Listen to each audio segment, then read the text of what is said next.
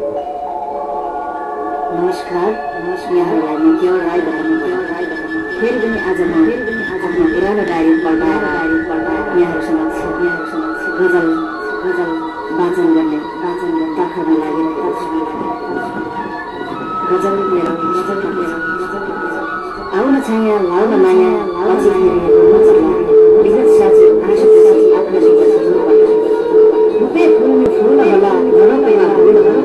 रूपे फुल्ने फुल होला घरौँदैमा फुल होला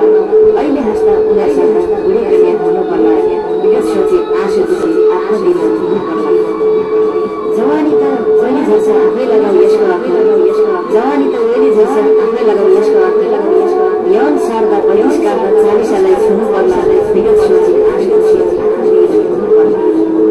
यतिखेरै फर्किएर कठै जाला भइसकेर यतिखेरै फर्किएर कठै जाला भइसकेर दुनियाँ त सरी सुन्दर साथ गरी